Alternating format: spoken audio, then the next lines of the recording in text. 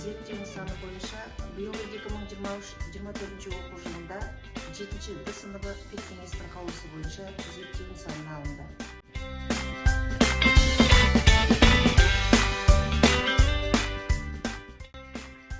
Оқушыларға алға жетелеу мен үйрету барысында пән мұғалімінің үлесі зор болды. Зерттеу барысында 7-ші Д сыныбы алғашқы тоқсанда төмен сапа көрсеткен еді. Сабақ барысында оқушы мен пән мұғалімінің арасындағы қарым-қатынасының нығая түсуіне куә болдық. Пән мұғалімі Турабаева Шолпан Еркеуланқызы. Пән мұғалімі Турабаева Шолпан Еркеуланқызына шығармашылық табыстар тілейміз.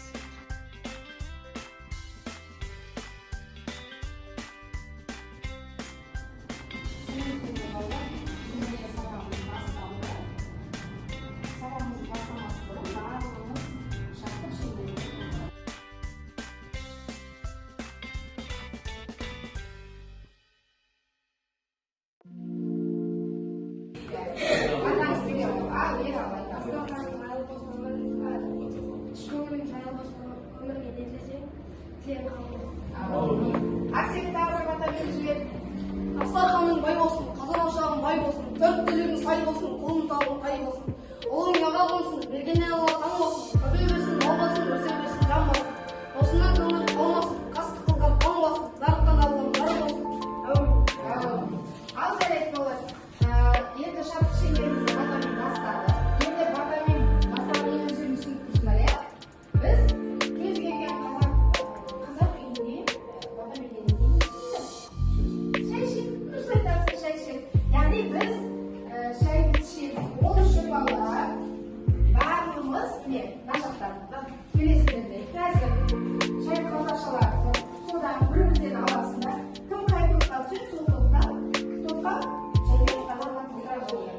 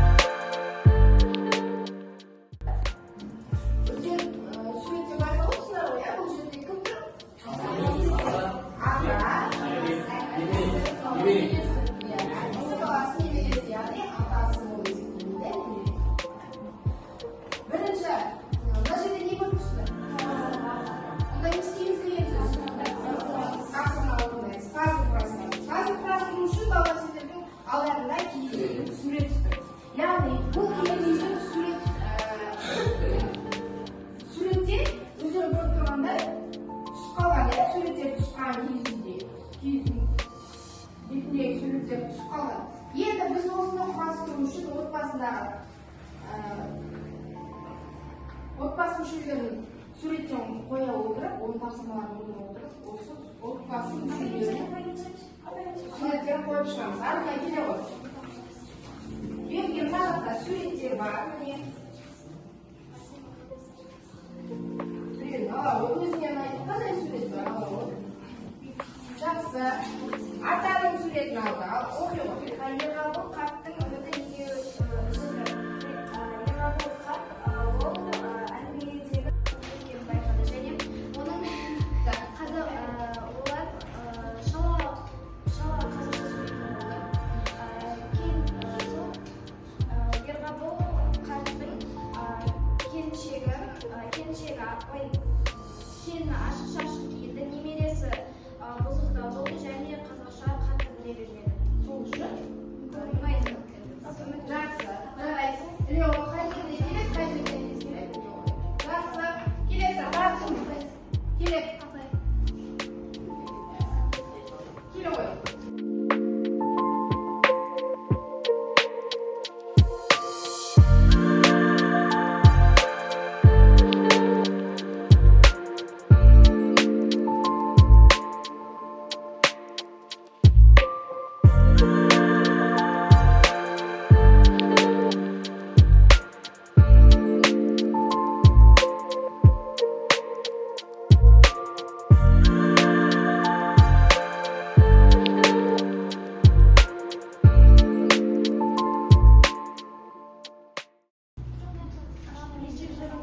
қандай тәрбиелік мәні бар?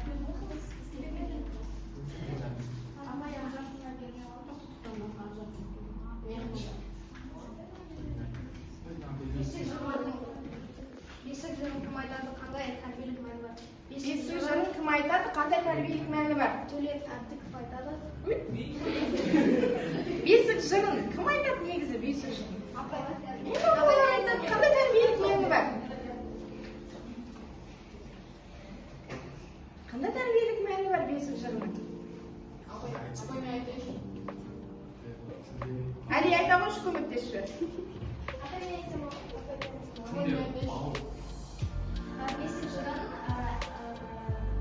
Бесік жырын әдетте анасы баласына айтады, яғни жаңа туған нәрестелерге ұйықтататын етеді. Жақсы, тамаша, өздері айтсын, іле ғой. Суретін қарап өтеді. Сапарбек кім? Ауғыстан сұрайды, қалай ұстады? Сапарбек дегеніміз әңгімедегі атасының баласы, яғни Омардың күйеуі. Ол өзінше мақтаншықпен келді. Мақтаншақ болып тұр, иә? Мақтаншақ болды, ол болашақ геология туралы айтты. Және әкесінің Сапарбектің әңгімесі жараспады. Жақсы.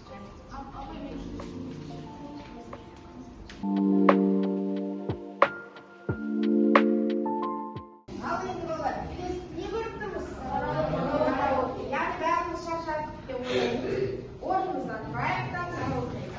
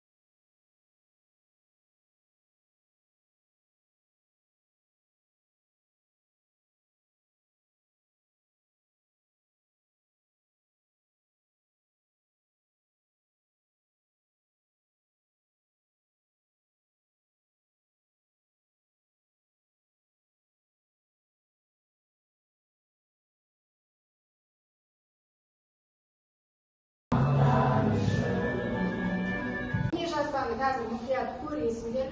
Содан кейін әрқайсың өз ойларыңды айтасыңдар. Сол бойынша бағаланасыңдар. Дәл ма?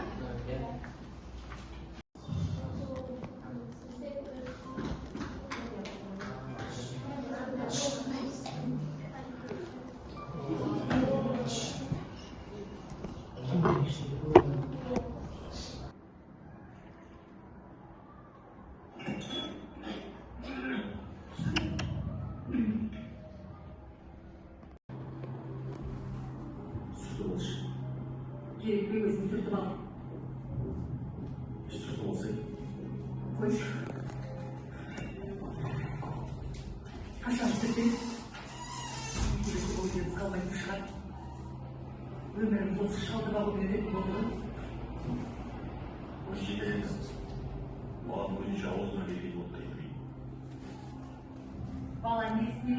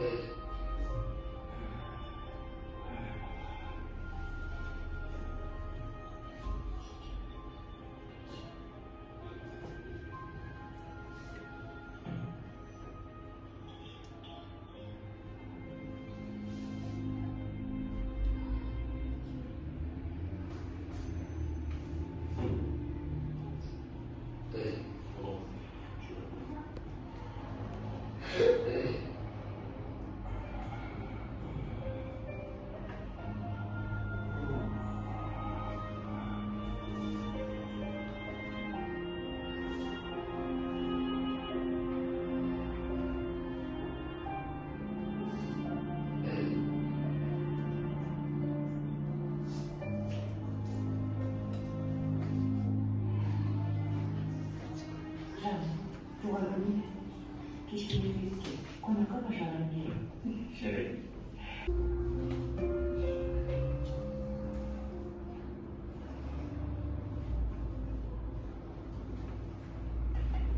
Әкесі, тезірек киіміңді ауыстыра ғой. Қазір қонақтар келіп қалды. Жарайды қазір. Қонақтарды қай уақытқа шақырды? Қазір келіп қалды. Сюрприз! Әже, туған күніңізбен мына сыйлық бересіз. Ой, рахмет ұлым.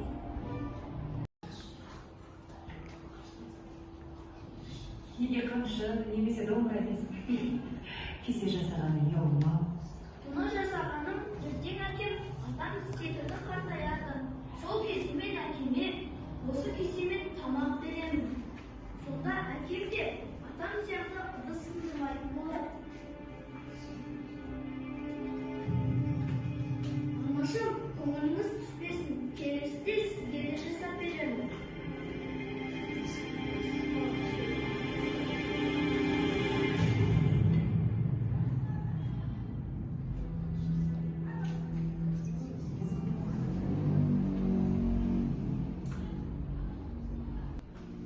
Кәне, кім өз ойын айтады? Осы көрген бейне бойынша, яғни бейне жазба бойынша бір ойларды айтыңдар. Әкенің істеген әрекеті дұрыс па, жоқ баланың дұрыс па, жоқ әйелінің қылығы дұрыс па, кәнеке, кім айтады? Арыз айтады.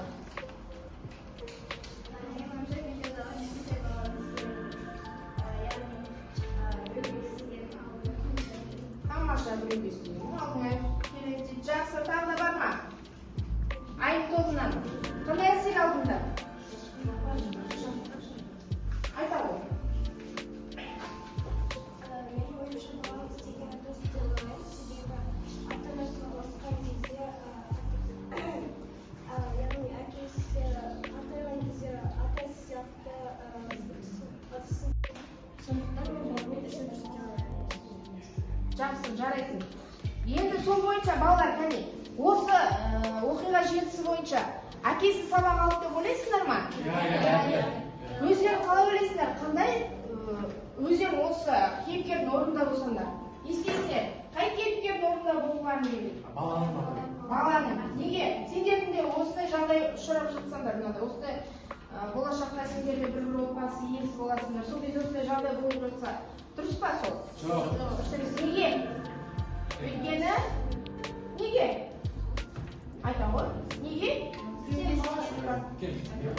Айта ғой.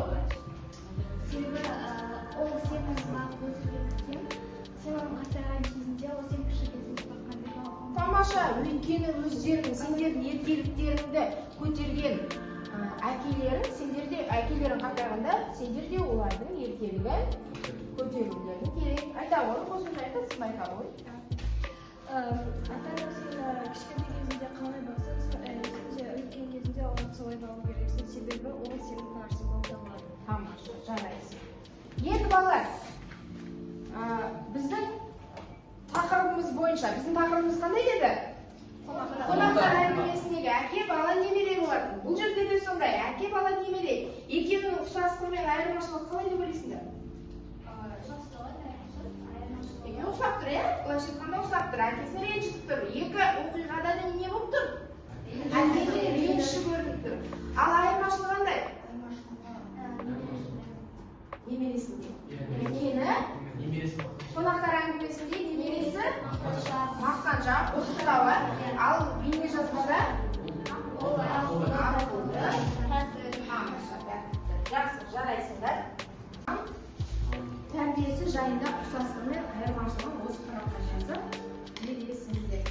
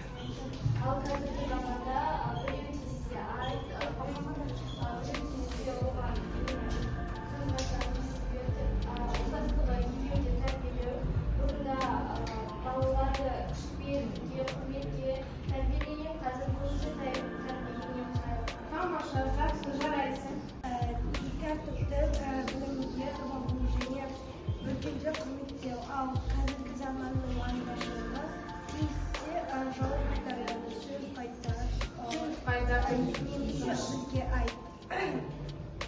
Ұлттық тәрбие мен қазіргі заманның тәрбиесінің ұқсастығы тәрбие бергеніне мақтанады. Бұрынғыда үлкенді сыйла, кіші пейіл бол, ешкімнен ұрыспасаңыздар. Қазір тісте айырма, айырмашылығы, екеуінде айырмашылығы баяғыда тәрбиелікке бірінші орында қалған және тәртіпті. Ал қазіргі таңда көп сырт келісті. Әдісі, мен сендерге қазір айтайын таратамын. Осыған өздерің сабақ қалай ұнады ма, ұнамады ма, өз ойларыңды не үшін ұнады, қай жағы ұнады деген сияқты әдемілеп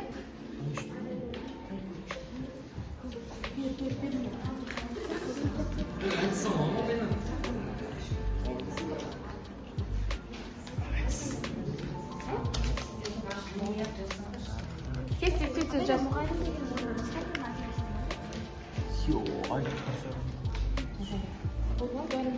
Жазамыз. Ералы жаз.